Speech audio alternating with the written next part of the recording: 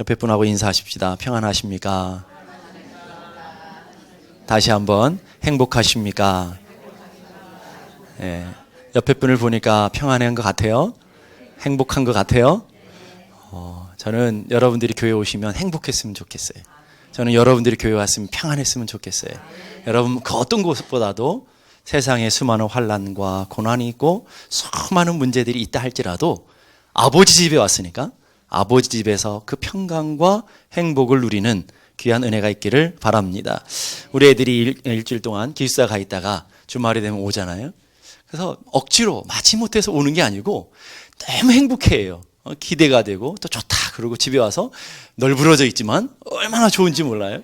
그걸 보면서 아빠가 기뻐요. 아, 얘네들이 집이 정말 좋구나. 부모를 정말 좋아하는구나.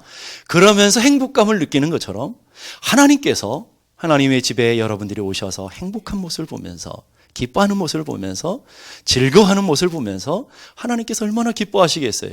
가정에서보다 어떤 삶의 터전서보다 하나님의 집에 왔을 때 기쁨과 감사함이 넘치는 은혜가 있기를 간절히 바랍니다. 오늘 본문은 예수님께서 38년 된 병자를 고쳐주시는 사건이죠. 38년 된 병자를 치유한 날이 언제냐? 예수님께서 38년 된 병자를 치유했다라고 끝내버리면 되는데 성경은 그렇게 끝내고 있지 않다라는 게 문제죠. 그 말은 무슨 말이냐면 예수님의 관심과 예수님의 목적이 38년 된 병자를 치유하는 데 있지 않다라는 것을 우리에게 단적으로 얘기해 주는 거죠. 9절의 말씀 보십시다. 그 사람이 곧 나와서 자리를 들고 걸어가니라. 이렇게 9절이 끝나야 돼요. 그렇죠? 여기 끝내서 사건이 또 다른 사건으로 가야 되는데 이 사건이 진행되고 있다는 거예요. 그러면서 성경은 뭐라고 하냐면 이날은 안식일이다. 사망 권세를 벗고 자신의 실패와 원망과 경쟁의 의식의 자리를 들고 갔던 그날이 바로 안식일이다. 자유와 평강과 기쁨을 누렸던 바로 그날이 안식일이다 라고 얘기하고 있어요. 그러면서 그 안식일날 주님이 병을 치료하심으로 나타나는 결과가 있어요. 16절 보십시다. 그러므로 안식일에 이러한 일을 행하신다 하여 유대인들이 예수를 박해하게 된지라. 예수님은 이걸 알고 계셨다고요. 근데 왜 굳이 38년 된 병자를 하루 지나서 고친 데 무슨 차이가 있겠어요? 왜 굳이 38년 된 병자를 안식일을 정해서 치유하셨느냐라는 거예요. 왜 안식일에 꼭 이 갈등과 문제를 일으킬 걸 뻔히 아시는 주님이 병을 안식일 날 고쳐주셨을까요? 유대인들이 안식일에 대한 법이 얼마나 정확합니까? 얼마나 까다롭습니까? 그걸 주님이 모르시는 게 아니고 주님이 다 아시는데 왜 굳이 문제를 만드시면서 아픔을 만드시면서까지 안식일이어야 되느냐라는 거예요. 예수님이 이 땅에 오신 목적이 이 땅의 현세적인 아픔, 현세적인 질병, 현세적인 인생의 문제를 해결하시기 위해 오신 분이 아니라는 것을 가르쳐주고 있어요. 오늘 38년 된 병자의 치유를 통해서 주님은 하나님이시라는 여호와 하나님의 계시의 사건이라 그랬으니까 이 주님이 하나님이신데 그 어떤 하나님, 여호와 라파 되시는 치유하시는 하나님이시다라고 하는 놀라운 진리를 전달하심과 동시에 그보다 더 큰 것을 보여주시고 싶어 하시는 거죠. 그건 뭐냐면 우리에게 진짜 안식을 주시는, 우리의 삶의 안식을, 무엇인가 묶여있고 무엇인가 결박되어 있고 무엇인가로부터 부자유해 있는 우리들에게 안식 주시기 오신 분이 바로 예수 그리스도시다라는 것을 우리에게 가르쳐 주고 있는 거죠. 예수님이 이 땅에 있는 건강의 문제, 이 땅의 물질의 문제, 이 땅의 평안, 이 땅의 성공, 이 땅의 출세의 문제를 해결하기 위해 오셨다면 주님이 사셨던 사복음서를 다르게 찢어버려 던져버려야 돼. 주님은 모든 병자를 고쳐주신 게 아니거든요. 모든 가난한 자를 먹이신 게 아니거든요. 주님은 가난한 자를 부유하게 만들어주시지 않았거든요.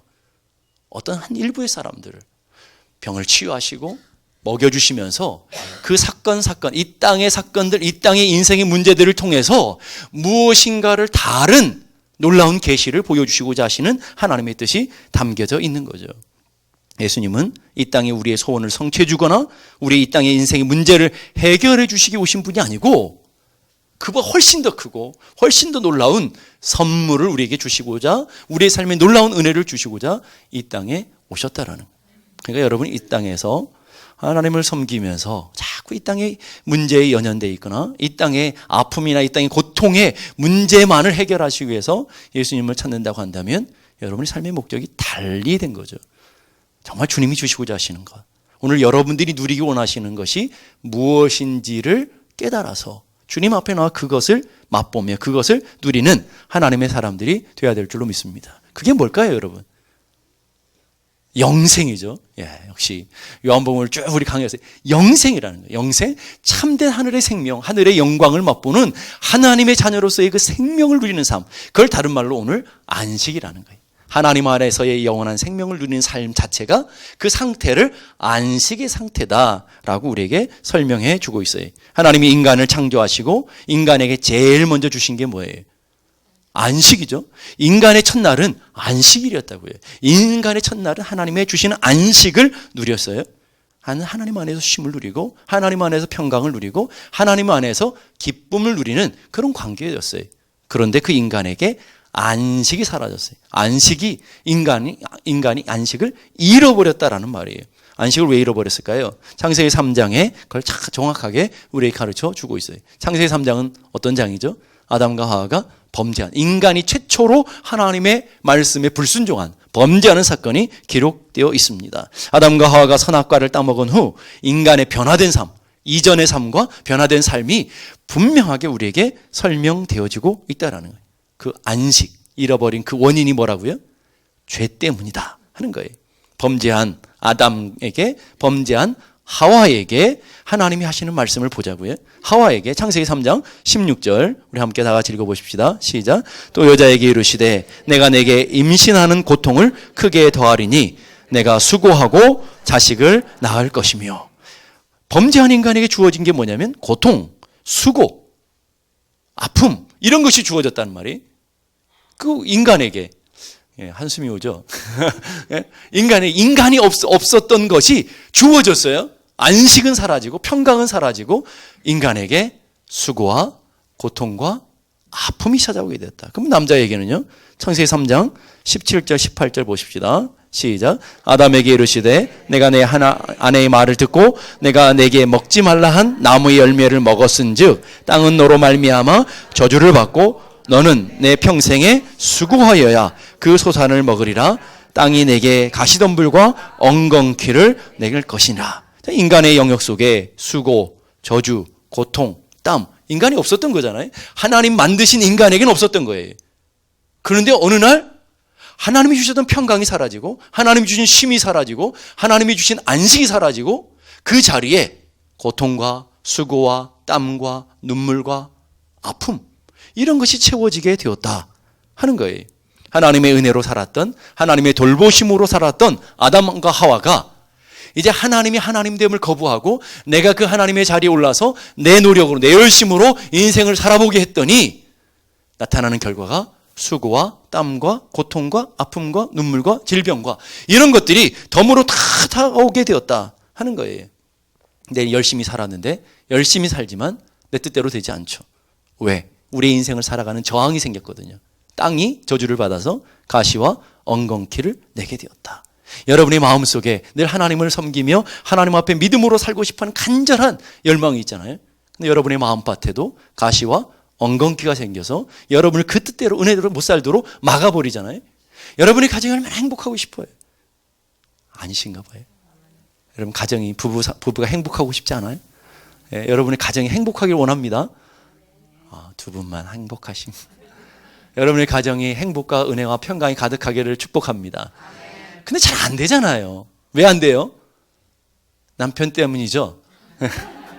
다 그렇게 얘기하더라고요. 남편 때문이라고. 아니, 우리 가정에 가시와 엉겅퀴가 생겨서 자꾸 우리 삶의 행복을 막고 아픔과 고통을 주기 때문에. 여러분의 기업 열심히 일하고 열심히 노력해서 다 좋은 성과를 내고 다 성공하면 얼마나 좋아요? 근데 그렇게 내 뜻대로 되지 않잖아요. 노력 안 해서요? 아니요. 열심히 노력하는 분들도 안 되는 분들이 훨씬 많거든요. 왜요? 가시와 엉겅퀴가 자꾸 나오기 때문에 그렇더라는 거예요. 러시아의 작가인 도스토옙스키라고 하는 분이 인간에게 있어서 산다는 것이 수고로운 짐이 되어버린 이유가 있다. 살아가는 것이 짐이 되어지고 살아가는 것이 고통이에요. 여러분을 보니까 살아가는 게 행복한 것 같아요. 여러분을 보니까 삶이 고통인 분, 삶이 너무너무 힘겨운 분들이 얼마나 많습니까? 그 삶이 힘겨운 이유를 인간이 결정적으로 타락했기 때문이다 라고 우리에게 분명히 설명하고 있어요. 그런 우리를 보시고 하나님께서 독생자 예수 그리스도를 이 땅에 보내셨어요. 예수 그리스도를 이 땅에 보내신 이유가 뭐예요? 인간에게, 여러분들에게 참 안식을 주시기 위해 오신 것을 믿을 수 있기를 바랍니다. 병을 치유하는 것을 통해서, 가난에 배고픔을 주님께서 먹을 양식을 주님을 통해서, 수많은 사건, 수많은 기적들을 통해서 병에 묶여, 죄에 묶여, 고통에 묶여 사단의 종이 되어서 끌려가는 고통과 사망 가운데 안식을 누리지 못하는 인간들에게 안식을 주기 오셨다. 우리에게서 그렇게 설명하고 있어요. 그걸 가장 잘 보여주는 것이 세례 요한이 감옥에 갇혔어요.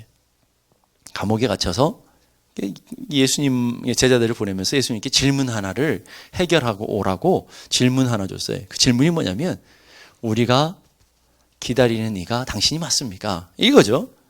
그 이가 당신이 맞습니다. 우리가 기다리고 우리가 사모하는 이, 그게 누구죠? 메시아죠. 메시아가 당신이 맞습니까? 그러면 그래 내가 맞다 얘기하면 얼마나 간단해요.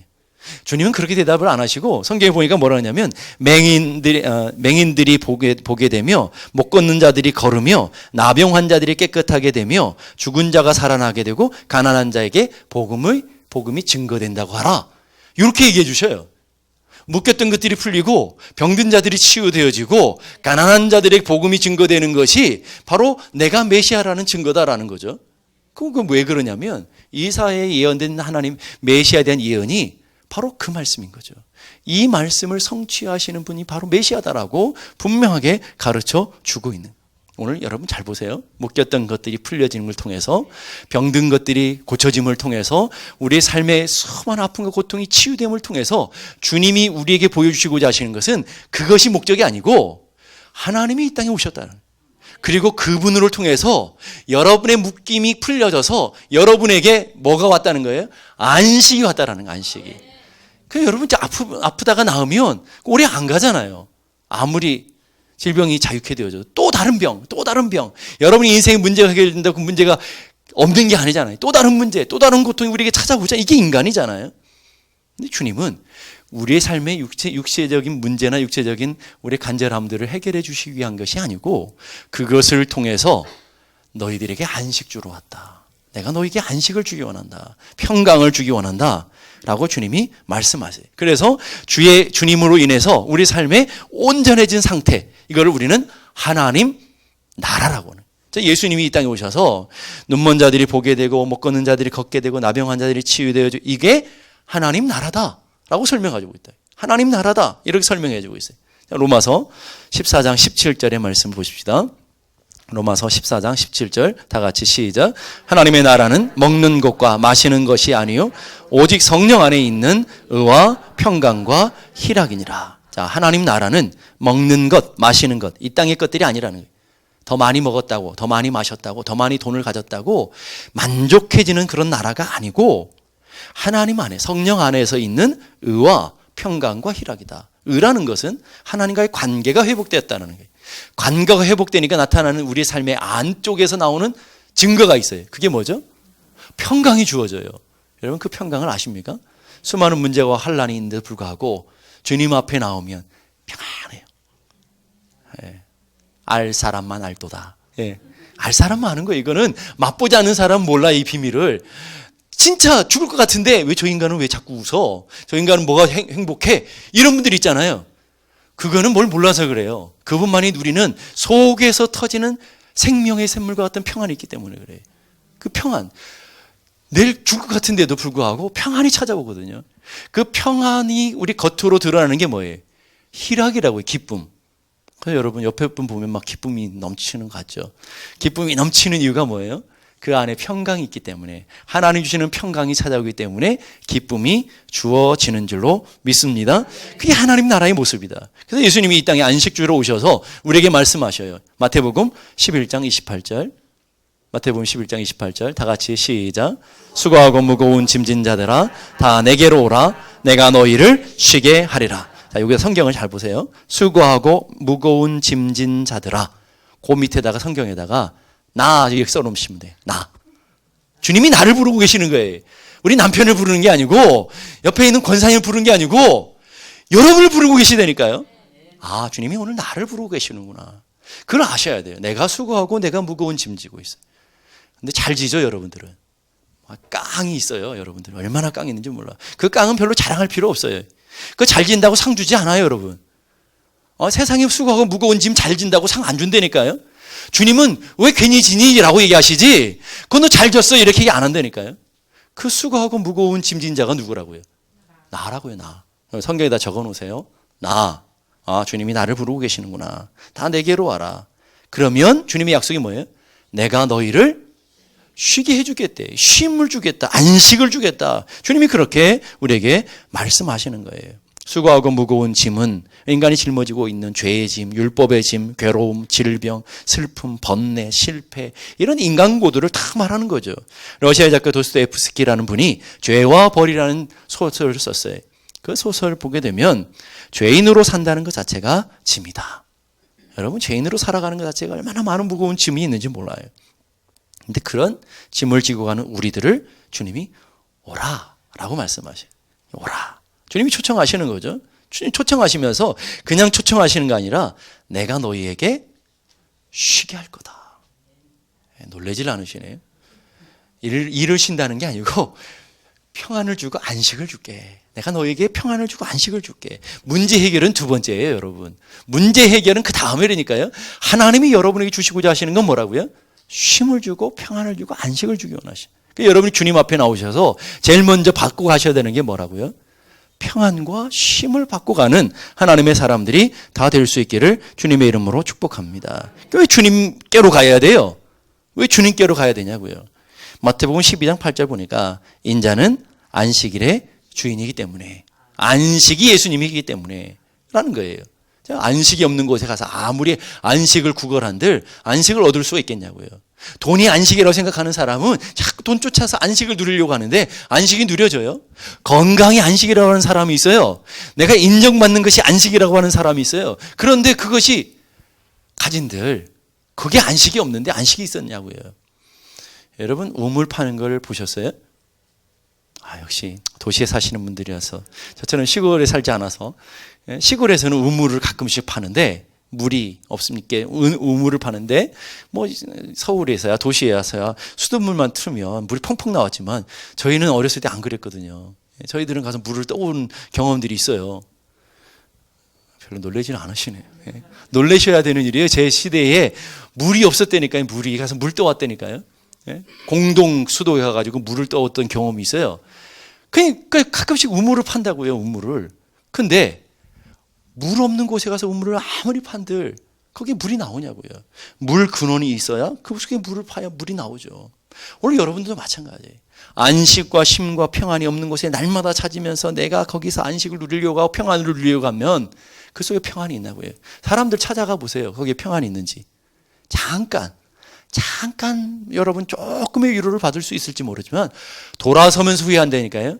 저 인간이 어디 가서 나불대지 않을까 이렇게 금방 후회해요. 괜히 말했어. 이게 훨씬 더 부담이 커져요. 짐이 하나 더 생겨요. 내가 괜히 얘기했어. 내가 괜히 해가지고 내가 이 비밀을 괜히 얘기했어. 이런 부담감이 오는 거예요. 그런 분들은 저를 찾아오시면 돼요. 저는 절대 얘기 안 하니까. 오늘 삶에 진짜 얼마나 많은 무거움들이 있습니까? 어거스틴이라는 분을 여러분이 아실 거예요. 어거스틴이라는 분은 얼마나 많은 방황을 했어요. 안식을 찾아서, 평안을 찾아서. 근데 그분이 평안을 찾고 나서 쓴 책이 고백록이라고 하는 어거스틴의 고백록이 굉장히 유명한 책이잖아요. 그 책에 보면 이런 고백이 있어요. 그의 삶을 고백하는 거예요. 그래서 나는 내 혼이 쉴 수 있는 어느 곳을 찾아 거기에 놓아두고 싶었으나 그러한 곳은 어디에도 없었습니다. 내가 쉼을 얻고 안식을 찾아서 세계를 다 뒤졌는데 없더라는 거죠. 그러면서 아름다운 숲을 찾았어요. 산으로 강으로 들로 놀러 갔다는 거죠. 숲을 찾아서 놀이는 뭐예요? 게임, 갬블링 이런 것 놀이를 찾아서 노래가 있는 곳, 흥이 있는 곳으로 향기가 나는 정원을 찾아서 훌륭한 잔치, 파티가 있는 곳으로 향락의 침실, 쾌락이 있는 곳으로 또한 글과 시 여러분, 그럼 고상한 분들은 또 글과 시를 쓰시면서 또 안전, 평안을 누리려고 하는데 거기도 그 어느 곳도 내 혼은 안식할 자리를 찾지 못했습니다. 나는 모든 것이 다 싫어졌고 빚마저도 싫어졌습니다. 내 친구가 아닌 그 모든 것은 다 귀찮고 고통이었으니 다만 그를 따른 슬픔과 눈물에 잠깐 위안을 얻었을 뿐입니다. 잠깐 위안을 얻었다. 그러면서 그러나 내 혼이 그 슬픔과 눈물에 젖어 있지 않을 때에는 더 무거운 불행의 짐이 나를 엄습한 것을 느꼈습니다. 더 무겁더라는 거예요. 더 고통스러웠어요. 그러면서 주님, 당신만이 이 짐을 가볍게 할 수 있기에 당신에게 내 짐을 맡겨야 했습니다. 그리고 여기서 고백이 끝나는 게 아니고 그 위대한 그 다음에 고백이 나오죠. 여러분이 어거스틴 고백록은 안 읽어봤지만 이 고백은 수없이 들어봤을 거예요. 내가 하나님 품에 안길 때 비로소 참된 안식을 찾았습니다. 내가 다른 곳에서는 안식이 없었는데 내가 하나님 품에 안길 때 정말로 하나님 품에 다시 들어가니까 참된 안식이 내게 주어지게 되었습니다. 그러니까 아거스틴은 뭐라 하냐면 세상에는 거짓된 안식과 위장된 평안과 위장된 안식들이 너무나 많더라는 거죠. 근데 우리가 그것을 위로를 얻기 위해서 여기저기 기웃거려 와야 그 어느 곳에서도 평안과 위로가 주어지지 않았다. 솔로몬도 똑같은 얘기잖아요. 전도서에서 내가 하나님이 주는 평안을 찾아서 이것도 해보고 저것도 해보고 이 일 저 일 내가 다 해봤는데 인생이 헛되었습니다.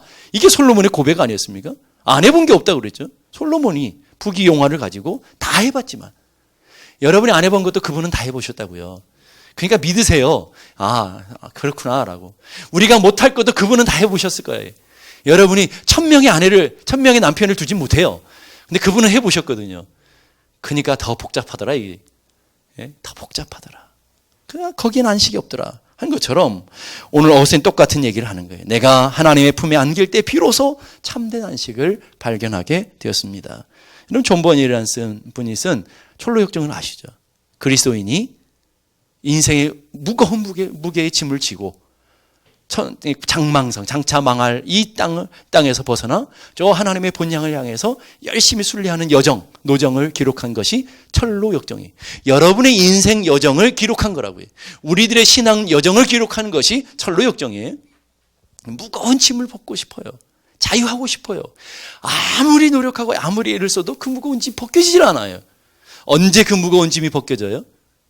구원의 언덕 십자가 밑에 딱 도착하니까 자연스럽게 지금까지 그 짐을 벗고 싶고 노력했는데 벗겨지지 않았던 그 짐이 십자가 앞에 나갔더니 자연스럽게 벗겨지게 되었다. 이 고백을 하잖아요. 오늘 여러분 참 안식이 어디 있어요? 예수 그리스도께 있는 것을 믿습니까? 말로만 하지 마시고 그분께 나오셔야 안식을 누리는 거잖아요. 머리는 알아요. 나 주님께로 나가야 안식을 누린데. 근데 우리는 다른 곳에서 안식을 찾잖아요. 다른 곳에서 쉼을 누리려고 하잖아요. 다른 곳에서 평안을 누리려고 하니까 참된 평안과 안식이 주어지지 않는 거죠. 내가 너희를 쉬게 하리라. 누가요? 내가가 남편이 아니에요. 아내가 아니라고요. 이 땅에 어떤 사람이 아니라고요. 주님이 쉼을 준다. 평안을 너에게 끼치노니 곧 나의 평안을 너에게 준다. 하늘의 평안을 내가 너에게 준다. 내가 너에게 쉼을 준다. 분명히 여러분이 기억하셨으면 좋겠어요. 쉼을 누리고 싶습니까? 죽는다고 쉼을 누리는 게 아니죠. 정말 평안을 누리고 싶습니까? 내가 너에게 준다. 내가 너희를 쉬게 하리라.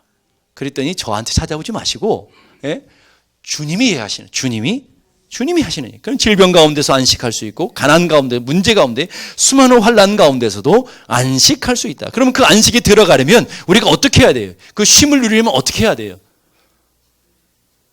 여러분이 가셔야 된다고요. 내가 준다 그러는데 누가 받아요? 가서 손을 내미는 사람이 받는 거죠. 주님 앞에 나아가는 사람만 받아요. 주님을 알고 있는 사람이 아니에요. 교회를 열심히 다니는 사람이 아니라고요. 아무리 권사, 장로, 목사라고 하더라도 주님 앞에 인격적으로 주님을 만나고 주님 앞에 나가지 않은 사람은 못 누려요. 그 평안을. 그 은혜를 못 누려요. 그 쉼을 누리지 못해요. 교회도 마찬가지죠. 교회 아무리 내 직분이 있다 할지라도 자연적으로 누려지는 것이 아니라는 거예요. 여러분. 내가 마음을 열고 주님 앞에 나가야 돼요. 십자가 앞으로 나가야 돼요. 그래서 성경은 구약에 오라라고 하시는 주님이 초청하시는 게 약 400번 정도 등장해요. 그 신약에 한 200번 정도 등장해요. 전체 하면 성경체에 600번 정도를 오라라고 얘기해요. 별로 놀라질 않으실 줄 알았어요. 600번 정도야 뭐 6만 번도 아니고. 주님이 성경을 펼 때마다 무슨 말이에요? 계속 나에게 오라라고 우리를 초대하고 계시는 거예요. 안식이라는 히브리어는 샤바트라는 단어를 쓰는데 멈춘다, 휴식한다라는 뜻을 갖고 있어요. 근데 그 의미보다도 이 샤바트라는 단어는 슈브라는 단어와 타브라는 두 단어가 합쳐져 있어요. 두 단어가 합쳐져 있는데 슈브는 회개하다, 돌아오다, 돌이키다라는 뜻을 다진 단어이고요. 타브라는 것은 하나님의 언약, 십자가의 언약, 십자가를 우리에게 말씀하시는 단어예요. 그러니까 진짜 안식은 뭐라는 거예요? 언약 가운데로 나오는 사람, 십자가 가운데 나온 사람만 누릴 수 있는 것이 안식이라. 그러니까 오늘 여러분들이 인생의 무거운 짐을 지고 인생의 아픔을 지고 인생의 고통을 가지고 있다 할지라도 주님의 그 언약 가운데로, 주님의 말씀 가운데로 주의 은혜가 있는 그 십자가 앞으로 나오지 않으면 교회만 왔다가 갔다가 하는 그런 사람을 댕기는 교인이라고 그래요. 댕기는 교인으로 끝나버리는 거예요. 정말 교인이 아니라, 성도가 아니라 댕기는 교인으로 끝나버리는. 여기는 등들이 있어요. 이 등을, 불을 밝히려면 아주 간단해요. 누구나 다 할 수 있어요, 여러분. 어떻게 하면 되죠? 저 뒤에 가 스위치를 켜면 돼요. 잘 하시네요. 여러분이 스위치를 꺼놓고 주여 성령을 주옵소서, 저 불을 밝혀주옵소서 그래봐야 불이 안 밝혀져요. 오늘 우리 인생이 그렇다니까요. 하나님과 떠나서 내 힘으로, 내 노력으로, 내 열심으로 주여 내 성공을 이루게 해주십시오, 뭐 이거 해주십시오, 아무리 발버둥친들 안 돼요, 여러분. 아주 간단해요, 여러분. 이 불을 밝히려면 가가지고 스위치를 켜면 돼요. 누구나 할 수 있어요, 누구나. 여러분의 인생의 평강을 누리기 원하고, 여러분의 인생의 안식을 누리기 원하고, 여러분의 삶의 진정한 쉼을 누리기 원하면 아주 간단해요. 주님과 온데인 상태에 되면 돼요. 주님과 연합되어 있으면 돼요. 그 없이 내 노력으로, 내 열심으로, 내 부지런함으로 열심히 내 쉼을 누리기 원하고, 내 안전을 누리기 원하고, 내 평강을 누리기 원하는 사람들이 얼마나 많은지 몰라요. 교회를 다니면서도. 여러분, 거기에는 평안이 없어요. 거기에는 쉼이 없다고요. 주님과 연합되어 있어요. 주님을 만나야 돼요. 예배를 통해서, 오늘 여러분 말씀을 통해서 주님을 만나고, 주님의 말씀이 내 심령 깊은 곳에 찾아왔어서 내가 만남 바 되어질 때 쉼이 누려지고 안식이 누려지는 줄로 믿습니다. 여러분은 참된 안식을, 참된 쉼을, 참된 평강을 누리고 있습니까? 옆에 분을 보세요. 그런 것 같아요? 평안하신 분 같아요? 아니면 언제 예배 끝나나 빨리 끝나지, 빨리 밥 먹어야 되는데 막 이런 마음입니까? 어떤 마음이에요? 여러분 정말 평안과 쉼을 누리고 있나요? 여러분 왜 교회에 오셨어요? 저를 보러 오신진 않았죠? 왜 교회에 오신 거죠? 교회에 와야 되니까 오시진 않았을 거 아니에요. 그렇죠? 여러분 왜 교회를 다니시죠? 누구를 위해서. 내가, 어떤 분은 그런 얘기 하시더라고요. 내가 부인 때문에, 부인을 위해서 내가 교회 다녀준다고. 누구를 위해서 다녀주는 교회가 아니죠. 내가 무엇을 해야 되니까, 의무가 있고 율법적으로 내가 교회에서 봉사도 해야 되고 내가 없으면 교회가 안 돼. 이러니까 내가 교회를 와주는 건가요? 그게 얼마나 불쌍합니까, 그게? 여러분 교회 와서 주님을 만나기 위해 오신 건 줄로 믿습니다. 주님의 평강을 누리기 위해 오신 줄로 믿습니다. 그러면 여러분들이 아버지 집에 왔으니까 뭘 해야 돼요? 그 평강을 누리고 안식을 누리고 가셔야, 그 평강을 갖고 안식을 가져야 세상 가운데 어떻게 하는 거예요? 여러분의 가정에 가서 그 평강을 전달하는 삶을 살지 않겠어요? 교회에 오실 때 도살장에 끌려가는 모습으로, 오늘 안 가면 목사님 전화하셔, 안 돼, 나 찍혀, 막 이런 모습으로 교회 왔다가 가면 평강이 없잖아요. 그러니까 가면서 뭐 부부싸움 하는 거잖아요. 평강이 없으니까. 주차장에서부터 막 울그락불그락해지는 거잖아요. 왜? 내 쉼이 없으니까. 쉼이, 안식이 없으니까. 자꾸 세상의 것들 의지하려. 여러분 교회에 오셨으니까, 오셨으면 뭐 해야 돼요? 평강과 쉼을 누리고 가시길 바랍니다. 제가 여러분의 간절한 소원이에요. 나는 아무것도 안 하셔도 되는데 교회 오셔서 예배 가운데 주님을 만날 수 있기를 바라요. 그래서 여러분 한 사람 한 사람 행복했으면 좋겠어요. 정말 주님이 주시는 평강이 뭔지를 좀 맛보셨으면 좋겠어요. 그래서 세상이 때려잡는다고 그래도 나는 교회 가야 돼. 아닌가요? 때려잡으면 못 가지 뭐. 세상에 천만금을 준다고 그래도 나는 교회 가서 이 평강을 누리고 이 은혜를 회복하고 이 쉼을 회복하고 이 안식을 내가 누려야 한 주를 살아갈 수 있어. 그러면서 주의 전으로 나오는, 하나님의 집으로 나오는 여러분들이 되기를 간절히 바랍니다. 마태복음 11장 28절 보니까 수고하고 무거운 짐진 자들아 다 내게로 와라. 주님이 무슨 말하냐면 어떤 사람이라고 하지 않냐고 모두 다. 주님 앞에서 예외는 없다는. 목사도 다 주님 앞에 나와서 쉼을 누리고 평강을 누려야 그 은혜로 살아가는데 여러분 모두가 다 여러분 모두가 주님 안에서 쉼을 누릴 수 있는 은혜가 있기를 바랍니다. 이사야서 55장 1절 보니까 오라 너희 모든 목마른 자들아 물로 나오라 돈 없는 자도 오라 너희는 와서 사 먹되 돈 없이 값 없이 와서 포도주와 젖을 사라. 주님 분명히 우리를 초대하고 계시고 주님이 안식을 주겠다고 쉼을 주겠다고 평강을 주겠다고 우리를 부르시고 계셔요. 근데 많은 분들이 그렇지 모르는 분이 없어요. 여러분 얼마나 똑똑합니까? 다 알고 계시지. 근데 주님은 뭐라고 그러냐면 너희 마음이 내게서 멀도다. 이게 문제예요, 여러분. 너희 속에 나를 사랑하는 사랑이 없도다. 이게 문제라니까요. 우리는 겉으로 잘 알고 우리 육신적으로는 열심히 온다니까요. 그렇지만 너의 마음은 내게서 멀다. 우리의 마음이 주께로 나와야 되고 마음을 열고 우리 영혼이 주님과 깊은 영적인 교제를 통해서 주님이 주시는 자유와 평강을 누려야 되는데 주님 보시기에는 너희 마음은 멀게 있구나. 너의 중심은 나를 향한 사랑이 없도다. 이게 얼마나 안타까운 이야기냐고요. 누구 얘기하는 거예요? 지금 주님 앞에 있는 사람들에게 얘기하는 거예요. 멀리 있는 사람이 아니라 주님 앞에 있는 사람들에게. 오늘 교회에 나와 있는 분들에게. 저 놀러 간 사람들에게 하는 얘기 아니고 오늘 이 예배 가운데 들여오는 사람들에게 주님 뭐라고 하냐면 너희 마음은 내게서 멀구나. 이러고 있으면 어떻게 하겠냐. 왔으니까 우리의 중심이 주님을 만나고 주의 은혜를 누리는 귀한 역사가 일어나기를 간절히 바랍니다. 요한복음 14장 27절 다 같이 읽겠습니다. 시작. 평안을 너에게 끼치노니 곧 나의 평안을 너에게 주노라. 내가 너에게 주는 것은 세상이 주는 것 같지 아니하니라. 너희는 마음에 근심하지도 말고 두려워하지도 말라. 내가 너에게 평안을 주노라. 평안은 어디에 있다고요? 주님 안에 있어요. 세상에 있지 않다고요. 열심히 쫓아다녀야 헛수고하는 거예요. 주님 안에 평안이 있어요. 내가 너에게 평안을 주노라. 내가 너에게 평안을 주노라. 이 평안은 세상이 주는 것 같지 않니? 내가 너에게 이 평안을 주노라. 너희는 마음에 근심하지도 말고 두려워하지도 말라. 이걸 뒤집어 보자고요. 우리가 왜 근심한다고요? 왜 두려워한다고요? 주님이 주시는 평안이 없기 때문이잖아요. 내가 너에게 평안을 주노라. 그리고 그 평안을 받으니까 두려움과 근심이 없는데 내가 맨날 근심과 두려움 가운데 살아요. 그 말은 곧 뒤집으면 주님의 평안이 내게 없다라는 거예요. 그 말은 곧 내가 중심을 향해서 주님을 만나고 있지 않다고 있다라는 거예요. 자, 누구의 문제예요? 옆에 있는 사람의 문제가 아니라 내 마음의 문제라고요. 교회의 문제가 아니라고요, 여러분. 여러분의 문제.